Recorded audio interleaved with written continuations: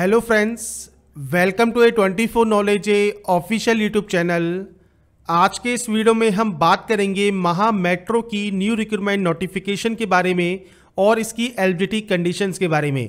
तो फ्रेंड्स, यहाँ पर जो ये वैकेंसी यहाँ पर इनवाइट की गई है महा मेट्रो में, वो फ्रेंड्स आपके यहाँ पर रहेगी जो कि सुपरवाइजरी और नॉन सुपरवाइजर पोस्ट के लिए इनवाइट की गई है। और ये जो एडवर्टाइजमेंट है ये आपके पुणे मेट्रो के लिए रहेगी और इसकी जो लास्ट डेट है वो 21/1/2021 है अप्लाई करने की। अब यहाँ पर बात करते हैं एलिजिबिलिटी कंडीशंस के बारे में। तो फ्रेंड्स देखा जाए तो फ्रेंड्स इसमें ऑल इंडिया कैंडिडेट एलिजिबल है, पर यहाँ पर आपकी लैंग्वेज की जो यहाँ पर बाउंडेशन है वो रहेगी। तो फ्रेंड्स लैंग्वेज अगर आपको आती है लोकल लैंग्वेज स्टेट की तो ही आप एलिजिबल होंगे। अब यहाँ पर बात करते हैं सबसे पहले Maharashtra metro rail corporation limited की रिक्रूटमेंट नोटिफिकेशन, जो कि फ्रेंड्स यहाँ पर ये है नॉन सुपरवाइजरी पोस्ट के लिए। इसका जो ये एडवर्टाइजमेंट है इसका ऑनलाइन फॉर्म स्टार्ट हो जाएगा 14/12/2020 को और लास्ट डेट रहेगी 21 जनवरी 2021। अब यहाँ पर जो ये पेमेंट है या फिर जो फॉर्म कंप्लीट सबमिट है वो 21 जनवरी 2021 तक आप कर सकते हैं। इसके बाद फ्रेंड्स यहाँ पर एक नेक्स्ट जो आपकी रहेगी नोटिफिकेशन वो रहेगी सुपरवाइजरी पोस्ट के लिए, जिसमें भी फ्रेंड्स सेम डेट आपके 14 तारीख से फॉर्म स्टार्ट होंगे और 21 जनवरी 2021 तक अप्लाई कर पाएंगे। दोनों ही नोटिफिकेशन की हम बात करेंगे। सबसे पहले बात करेंगे हम नॉन सुपरवाइजरी पोस्ट की। तो सबसे पहले यहाँ पर देखिए टेक्नीशियन की वैकेंसी जो है वो आपके इलेक्ट्रिकल पोस्ट के लिए है। 23 वैकेंसी आपकी रहेंगी। ITI या NCVT SCVT आपके अप्रूव्ड होना जरूरी है, आपके पास होना जरूरी है। और आपको यहां पर डिसिप्लिन दिए गए हैं 18 से 25 साल आपका एज क्राइटेरिया रहना चाहिए और should be domicile of Maharashtra state जरूरी है और मराठी लैंग्वेज की जानकारी आपको होनी चाहिए। इसके अलावा टेक्नीशियन फीटर की वैकेंसी है, 13 पोस्ट है। ITI NCVT या SCVT अप्रूव्ड है तो आप इसमें आवेदन कर सकते हैं। ऐसे ही फ्रेंड्स यहां पर है टेक्नीशियन सिविल की वैकेंसी, जिसमें ITI NCVT या SCVT अप्रूव्ड होना जरूरी है। चाहे बात करें प्लम्बर ट्रेड में या बात करें कंस्ट्रक्शन ट्रेड में, यह आपके पास होना जरूरी रहेगा। इलेक्ट्रॉनिक्स ट्रेड की बात करें तो 13 वैकेंसीज रहेंगी। ITI NCVT SCVT द्वारा रिलेवेंट डिसिप्लिन में आपका यहां पर होना जरूरी है। और ऐसे ही एशियन रेफ्रिजरेशन में भी ITI या NCVT SCVT अप्रूव्ड आपसे मांगी गई है। तो यहां पर वैकेंसीज की डिटेल दी गई है और इस वैकेंसी के लिए डोमिसाइल ऑफ महाराष्ट्र स्टेट जरूरी है और आपको लोकल लैंग्वेज मराठी लैंग्वेज की जानकारी होनी चाहिए नॉन सुपरवाइजरी पोस्ट के लिए। बात करें अगर सुपरवाइजर पोस्ट के लिए तो फ्रेंड्स यहां पर सबसे पहले वैकेंसी है स्टेशन कंट्रोलर की या ट्रेन ऑपरेटर की या ट्रेन कंट्रोलर की। तो 56 वैकेंसीज रहेंगी। 3 साल का डिप्लोमा आपके पास होना चाहिए रिलेवेंट डिसिप्लिन में। 18 से 28 साल एज क्राइटेरिया रहेगा और यहां पर मराठी लैंग्वेज आपको बोलना लिखना पढ़ना आना जरूरी है।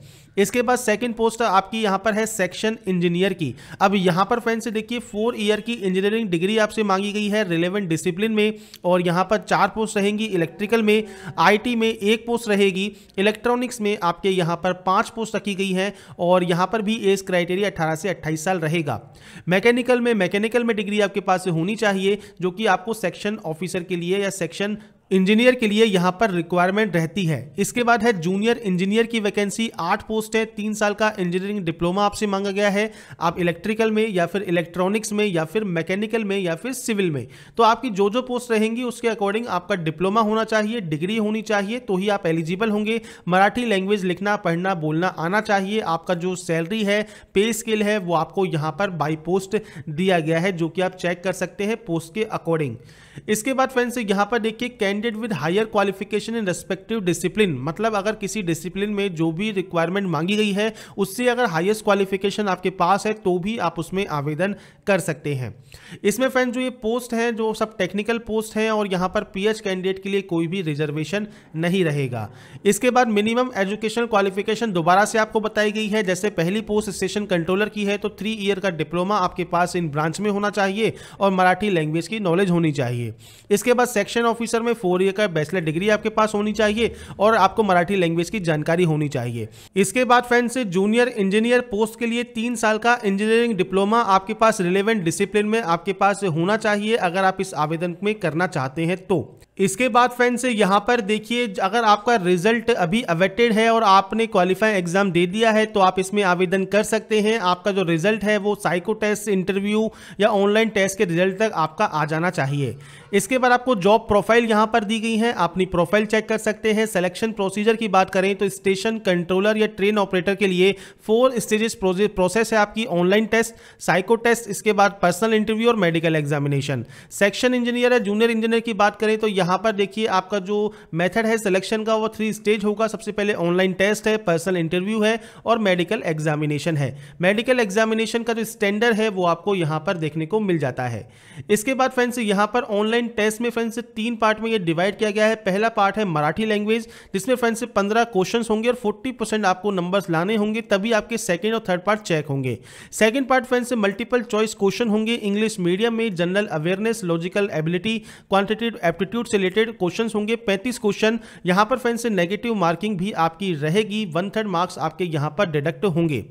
इसके बाद यहां पर पार्ट 3 जो है वो आपके ऑब्जेक्टिव टाइप क्वेश्चंस होंगे, आपके डिसिप्लिन या डोमेन से 100 क्वेश्चंस होंगे और इसमें भी नेगेटिव मार्किंग 1/3 की आपकी रखी जाएगी। तो ये इसका यहां पर पैटर्न रहेगा। डिटेल सिलेबस महामेट्रो की ऑफिशियल वेबसाइट पर अवेलेबल हो जाएगा। साथ में फ्रेंड्स यहां पर आपको सिक्योरिटी बॉन्ड भी देना होगा, जो कि आप ज्वाइनिंग के समय देंगे 2 लाख रुपए का। और ये फ्रेंड्स यहां पर अलग अलग पोस्ट के लिए फ्रेंड्स जैसे ये नॉन सुपरवाइजर है या सुपरवाइजर है उनके लिए अलग अलग सिक्योरिटी बॉन्ड रहेगा। तो ये फ्रेंड्स आपको अलग अलग नोटिफिकेशन में अलग अलग देखने को मिल सकता है।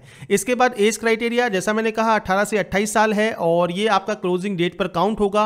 अपर एज में छूट मिल जाती है।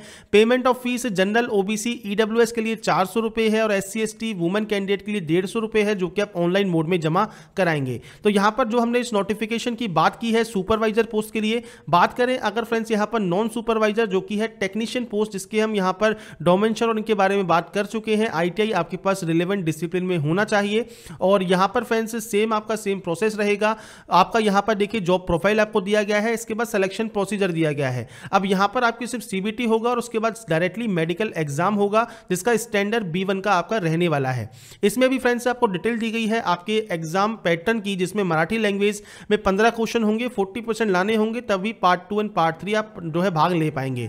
अब part 2 friends Hindi and English दोनों ही लैंग्वेज में अवेलेबल होगा। General awareness, logical ability, quantitative aptitude के 35 क्वेश्चन होंगे, 1/3 की नेगेटिव मार्किंग होगी।